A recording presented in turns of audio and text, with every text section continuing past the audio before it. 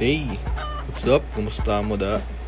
Sa dugay man ta wala ka video ba? Medyo sako gid.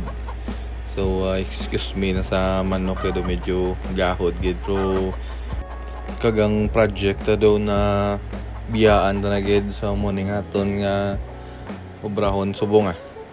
So kinanglan ni sa tinlo so gin siligan ko lang siya sa sulod. Kaya tisagwan di man na importante gid sa sulod lang kay parang wala sa mga taliwis lang nga makatuslok sa aton nga ano pag-ara ng aton nga sinuptan sa Shopee. So ano na siya, bubble wrap.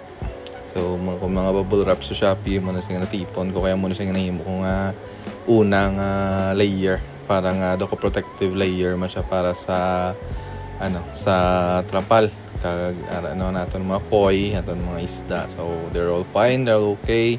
So madugang naman ta isa ka pond. So, butang tani mga aquaplants ta. Kaya medyo gutok na.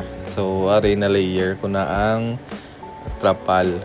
So, para nga magdapat, so, kinanglan tagin butang ta tubig. So, butang ta tubig para nga ang dalom maglapad kagang maglapat para nga hindi siya para kahap-hapos lang nga hapos lang siya nga i-set up karon i-tacker ta lang ng kilid. Siyempre kung may tubig, siyempre mainat na siya sa dalom. So malikawan ta ang mga kunot-kunot kag mga ano nga sides mga uneven nga side kiti ang tubig na mismo muna sang ma-distribute mayo sang area.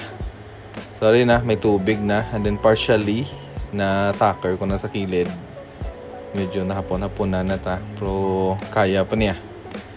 So ara piyak lang ang kilid anay. So unahon na sa kilid, karon na sa corners. Holton ta nga magsaka duwat ng tubig. So sige tagyapon butang tubig para nga ang mga kilid naman maglapat. So wala na siya. So kilid lang anay, unahon ng kilid para nga make sure ta nga ang sides hipid kag inamatama ta na tacker sa kilid para nga ma-fix na siya. So, ari na. So, ng sides. So, apat na ka-sides ning na plastar. So, ari guntingon na lang niyang sobra. Sige, gyapon butang ta tubig para nga make sure nga matansya ta kung anong kadako gid ang capacity ng tubig nga kaya niya. Kag kunin kaso kung may weak side siya. So, siya mabalaan ta nga daan kung kaya yayhan mag-hold ng tubig. So nakita ta nga ang sides medyo na tacker ta na nahipid ta na mayo. So i-cut na lang ni mga sobra sa sides kag amat-amaton ta na nga kilid. So ari isa ka corner so natapos ko na and then utod ta naman ang sobra diri sa sides sa piyak na lang nga corners ang wala. So mga corners lang wala na hipid. So hipidon ta na lang na and then sigihon ta pagyapon butang tubig kay para nga makuha ta gid ang maximum capacity. So gabi na gid. So do ka lang na so pahuwayan ta giniguro. So buwas naman kay budlay na ni karon base may mga sides ta or mga parts nga hindi ta makita.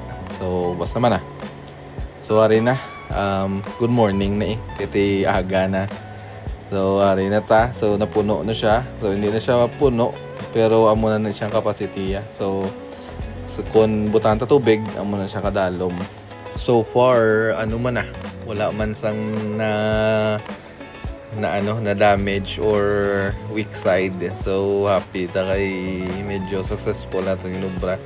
So, wala pa na hipid mga corners. So, ihipi doon ta na lang na. And then, tapos ta na dayon. So ang tubig yan so ihulom talaga para daw hugas na lang pero i-drain ta ni gyapon kay syempre go na siya. So muna ning appearance, muna ning final appearance siya. So lot na lang to sa update kay butangan ta ni isang aquaplants ta kag angelfish. So far do ka okay man So wala na.